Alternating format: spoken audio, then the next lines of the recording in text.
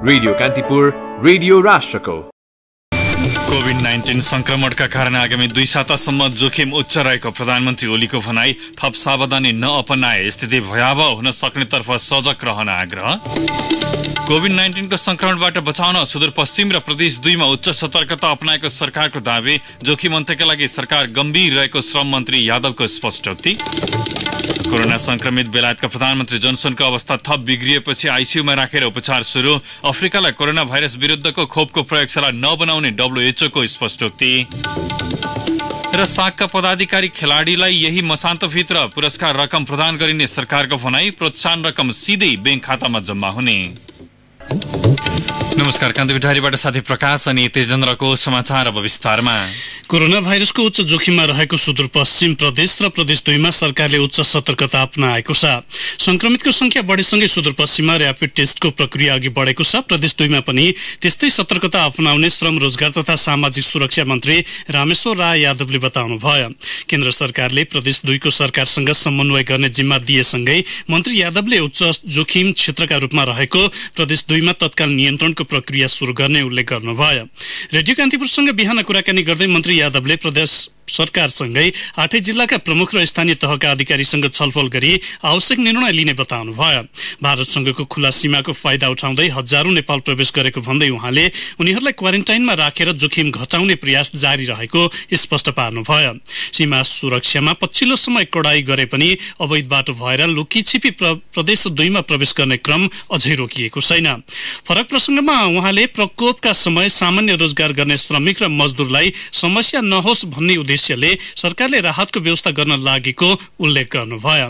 विदेशमा समस्यामा परेका नेपाली बारे सरकार जानकार रहेको भन्दै उहाँले सम्बन्धित मुलुकका राजदूत र सरकार मार्फत उनीहरूको व्यवस्थापनको काम भइरहेको दावी गर्नुभयो। कोरोना संक्रमणका आशंकामा इलाम स्थित एक अस्पतालमा राखिएका एक युवक भागेका छन्। भारतबाट आएपछि इलाम नगरपालिका 3 स्थित डाक्टर मेघबहादुर पराजुली सामुदायिक अस्पतालमा स्थापना गरेको क्वारेन्टिनमा राखिएका इलामकै सन्दकपुर गाउँपालिका 3 सुलुबुङका सरोज अधिकारी गैराती अस्पतालबाट फरार भएका हुन्। कोरोनाको प्रभाव देखिएको भारतको सिलगुडीबाट आएकाले गत चैत्र 23 गतेदेखि उनलाई निगरानीमा राखिएको थियो। इलाम नगरपालिकाका अधिकृत रामकुमार शाहले अधिकारीको खोजी भइरहेको बताउनुभयो। क्वारेन्टिनका इन्चार्ज दीपक पौडेलका अनुसार उनको स्वाब नमूना परीक्षणका लागि काठमाडौँ पठाइएको छ। रिपोर्ट भने आउन बाँकी छ। भारतबाट कैलालीको गौरी फन्टा नाका हुँदै कोरोना संक्रमित व्यक्तिसँगै नेपाल प्रवेश गरेका सल्यानका 2 जनासँगै उनका घरका सहित 5 जनालाई जिल्ला अस्पताल सल्यानको क्वारेन्टिनमा राखिएको छ। कोरोना भाइरस लागेका सँगै नेपाल फर्केकाले संक्रमणको आशंकामा फर्केका 2 र उनका परिवारलाई स्वास्थ्य कर्मीको निगरानीमा क्वारेन्टिनमा राखिएको हो। स्वास्थ्य सेवा कार्यालय सल्यानका प्रमुख डाक्टर अर्जुन बुढा मगरले उनीहरूको अवस्था सामान्य रहेको बताउनुभयो। स्वाब संकलनका लागि सुर्खेतबाट स्वास्थ्य कर्मीको टोली आज सल्यान जाँदैछ। त्यस्तै गौरी फन्टानाकाबाट आएका सल्यानको शारदा नगरपालिका 8 का अर्का व्यक्तिलाई भने बर्दियाको बडैया तालको क्वारेन्टिनमा राखिएको प्रहरीले जनाएको छ। यसअघि जिल्ला अस्पताल सल्यानको क्वारेन्टिनमा राखिएका 3 जनाको कोरोना भाइरसको संक्रमणको आशंकामा स्वाब परीक्षण गर्दा सबैको रिपोर्ट नेगेटिभ आएको थियो। कोरोना संक्रमणका कारण सूचना टाँसेर बारम्बार स्थगित हुँदै आएको संघीय संसदको 5औं अधिवेशन गैरातीबाट अन्त्य भएको छ। मन्त्री परिषदको सिफारिसमा राष्ट्रपति विद्यादेवी भण्डारीले प्रतिनिधि सभा र राष्ट्रिय सभाको हिउँदे अधिवेशन अन्त्य गर्नुभएको हो। कोरोना संक्रमणका कारण फागुन 29 गतेपछि बोलाइएका प्रतिनिधि सभाको बैठक सूचना टाँसेर स्थगित हुँदै आएको थियो भने राष्ट्रिय सभाको बैठक फागुन 29 गतेपछि अनिश्चितकालका लागि स्थगित भएको थियो।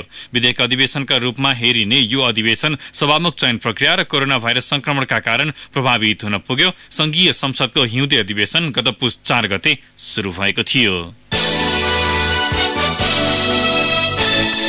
सत्तारूढ दल नेपाल कम्युनिस्ट पार्टी नेकपाको सचिवालय बैठक आज बस्दैछ। समसामयिक विषयमा छलफल गर्न नेकपाले सचिवालय बैठक बोलाएको हो। काठमाडौँको बालवाटार स्थित प्रधानमन्त्रीको सरकारी निवासमा अपराह्न 4 बजे बस्ने बैठकमा कोरोना रोकथामका लागि सरकारले चालेका प्रयास, आगामी चुनौती तथा वर्तमान अवस्थाको विषयमा छलफल हुने पार्टी प्रवक्ता नारायण काजी श्रेष्ठले जानकारी दिनुभयो। कोरोना भाइरसको बढ्दो संक्रमणसँगै पार्टीका गतिविधि ठप्प भएका बेला नेकपाले 9 सदस्यीय सचिवालय बैठक बोलाएको प्रवक्ता श्रेष्ठको भनाइ छ। बैठकमा यसअघिको सचिवालय बैठकले गरेका निर्णय कार्यान्वयनका साथै संसद स्थगित भएपछि अनिश्चित बनेको एमसीसी विधेयकका विषयमा पनि छलफल हुने सम्भावना छ। प्रधानमन्त्री केपी शर्मा ओलीले मुलुक कोरोना संक्रमणको दोस्रो चरणमा पुगेकाले आगामी 2 सातासम्म जोखिम उच्च रहेको बताउनु भएको छ। देशवासीका नाममा आज सम्बोधन गर्दै प्रधानमन्त्री ओलीले आउने 2 साता निकै चुनौतीपूर्ण रहेकाले थप सजग हुनुपर्ने अवस्था आएको उल्लेख गर्नुभयो। आउने 2 साता सायद हाम्रा लागि थप चुनौतीपूर्ण हुन सक्छ। यो अवधि कोरोनाको लक्षण प्रकट हुने अवधि मात्रै होइन, समुदायमा फैलिने उच्च जोखिमको अवधि पनि हो। त्यसैले महामारीको संक्रमण फैलिन नदिन हाम्रा सारा प्रयास केन्द्रित गरिनेछ। यसै हप्ताबाट प्रयोगमा ल्याइएको र्यापिड डिटेक्सन टेस्ट किटले समुदायमा संक्रमणको स्थिति पहिचान गर्न सघाउने विश्वास गरेका छौं। यस परीक्षण मार्फत सम्भावित संक्रमणको स्क्रिनिङ गर्ने र दोहोरो परीक्षणबाट संक्रमित भए नभएको सुनिश्चित गरिनेछ। थप सजगता नअपनाए अवस्था भयावह हुन सक्ने प्रधानमन्त्री ओलीको भनाइ थियो। देशमा संक्रमणको पहिलो केस पहिचान भएदेखि यता तपाईँ हाम्रो साझा प्रयत्नले संक्रमितहरूको संख्या 9 जनामा मात्र सीमित गर्न सकिए तापनि हामी अझै पनि उच्च जोखिममा छँदैछौँ। 2 सातादेखि मुलुक लकडाउनमा छ। यसबाट तपाईहरूमा पर्न गएको असुविधाप्रति म संवेदनशील छु। दैनन्दिन ज्यालादारी गरेर गुजारा गर्नुपर्ने श्रमिकहरू सर्वाधिक मर्कामा हुनुहुन्छ। धेरै व्यवसायीहरूले आफ्नो व्यवसाय बन्द गर्नु परेको छ। विद्यार्थीहरूको पढाइ छुटेको छ। जेलमा यन्त्रणापूर्ण वर्षहरू र लामो एकान्तवास बिताएको मैले लामो समय एकान्तवासमा बस्दाको कठिनाइलाई सहजै अनुभूत गर्न सक्छु। तर नियन्त्रणका लागि हालसम्म कुनै खोप र उपचारका लागि कुनै औषधि पत्ता नलागेको यस महामारी विरुद्ध लकडाउन अपरिहार्य कदम हो भन्ने तपाईँ हामी सबैलाई थाहा छ। लकडाउनकै कारण महामारीलाई फैलिन नदिने हाम्रो प्रयासमा ठूलो सहयोग पुगेको छ। तर समस्या अझै यथावत छ र थप सावधानी अपनाइएन भने अझ भयावह बन्न सक्ने खतरा पनि छँदैछ। प्रधानमन्त्री ओलीले विदेशबाट आएकाले क्वारेन्टिनमा नबसेकाले थप चिन्ता थपिएको बताउनुभयो। उहाँले जोखिम न्यूनीकरणका लागि क्वारेन्टिनमा अनिवार्य बस्न सबैलाई आग्रह समेत गर्नुभयो।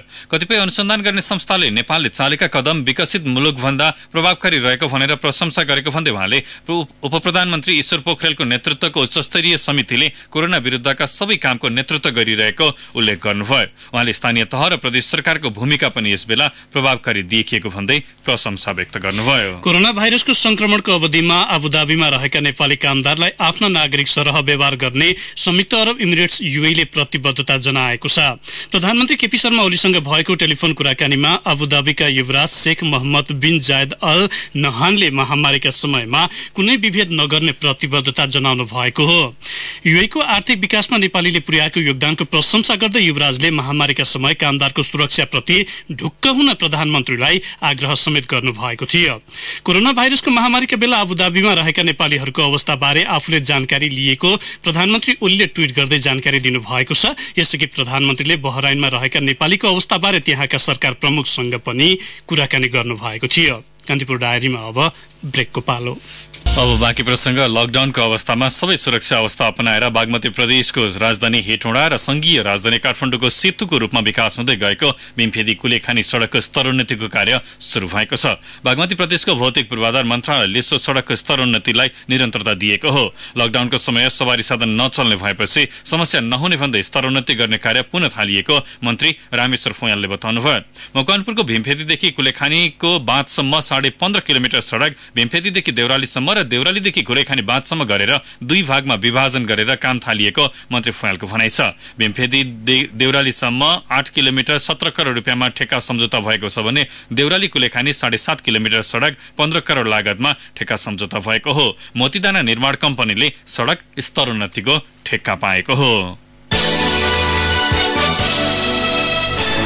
2 सातादेखि जारी लकडाउनका कारण वीरगञ्ज स्थित एकीकृत सुरक्षा जाँच चौकी र सिर्सिया सुखा बन्दरगाहबाट मालवस्तुको आयात निर्यातको तालमेल बिग्रदा दुवै भन्सार परिसरमा ठूलो परिणामका मालवस्तु अड्किएका छन्।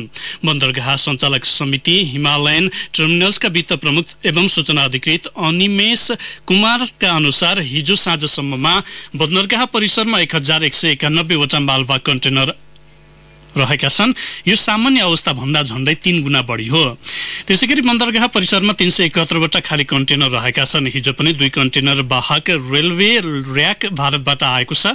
भारतको रेल मार्गमा सुखा बन्दरगाहका लागि हिँडेका अझै पनि कन्टेनरका 25 फलामका 4 र बोराबन्द कार्गोका 2 रेलवे र्याक रहेको बन्दरगाहका माल वस्तुको आगमन निरन्तर सुचारू रहेको छ, तर आएका माल वस्तु यसै अनुपातमा बाहिरिने क्रम भने अत्यन्त न्यून रहेकाले बन्दरगाह परिसरमा कन्टेनर र माल वस्तु थपिरहेका हुन्।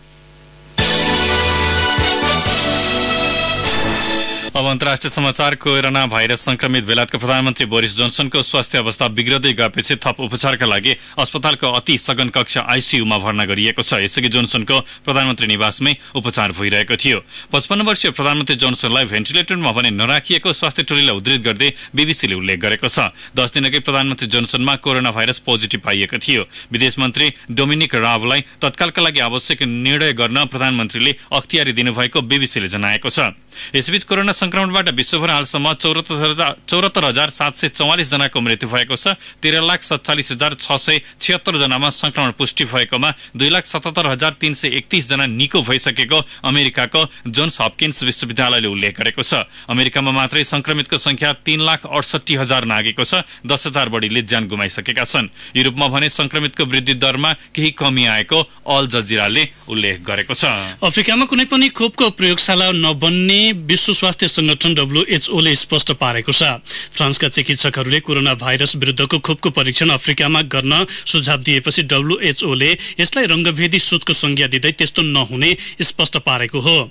WHO का महानिर्देशक टेड्रोस अधनम ग्रेबेससले 21औं शताब्दीमा पनि वैज्ञानिकहरूबाटै अफ्रिकाका जनतालाई मानव गिनी पिकका रूपमा प्रयोग गर्ने सुझाव औपनिवेशिक सोचको उपज भएको उल्लेख गर्नुभयो। फ्रान्सका 2 चिकित्सकले एउटा टेलिभिजन कार्यक्रममा कोरोना भाइरस विरुद्धको खोपको परीक्षण अफ्रिकामा गर्नुपर्ने बताएपछि त्यसको सर्वत्र आलोचना हुँदै आएको छ। कोरोना भाइरसका कारण चीनमा पछिल्लो 24 घण्टामा कसैको पनि मृत्यु नभएको तथ्याङ्क सार्वजनिक भएको छ। भाइरस सुरु भएको चीनमा नियन्त्रण उन्मुख बनेको कोरोनाका स्थानीय बिरामी देखिन छाडेको चीनिया स्वास्थ्य विभागले दावी गरेको छ। चीनको राष्ट्रिय स्वास्थ्य आयोगले दैनिक तथ्याङ्क सार्वजनिक गर्ने गरेको छ। चीनमा संक्रमण र मृत्युको तथ्याङ्क सही सार्वजनिक नगरेको आरोप लागे पनि चीनले गरेको नियन्त्रण कार्य उदाहरण हुने टिप्पणी गरिएको छ। यस्तै जापानको टोकियोमा कोरोना भाइरसको संक्रमणको संख्या बढेपछि आपतकाल घोषणा गरिएको छ। टोकियो सहित 6 अन्य क्षेत्रमा समेत आपतकाल लगाइएको छ। प्रधानमन्त्री शिन्जो अबेले आजदेखि आपतकाल लागू हुने उल्लेख गर्नुभयो। कोरोना भाइरसका कारण जापानी अर्थतन्त्रमा परेको प्रभाव कम गर्न प्रधानमन्त्री अबेले प्रोत्साहन योजना सार्वजनिक गर्नुभएको छ। अन्य मुलुकभन्दा संख्याका आधारमा जापानमा संक्रमण कम रहे पनि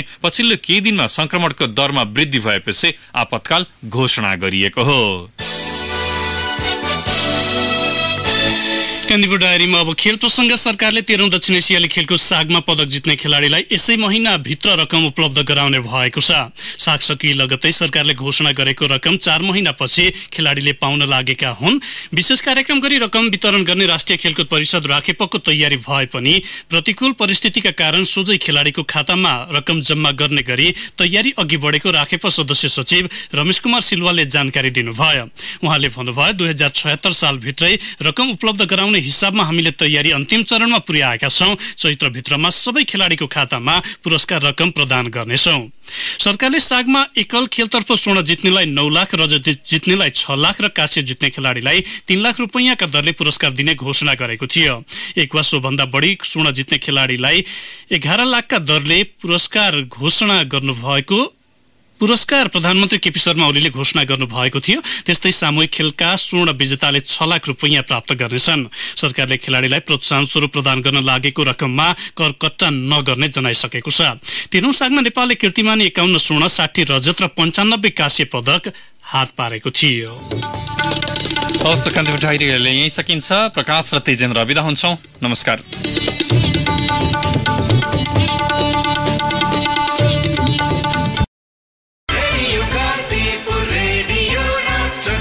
सूचना र मनोरञ्जनको संवाहक रेडियो राष्ट्रको रेडियो कान्तिपुर।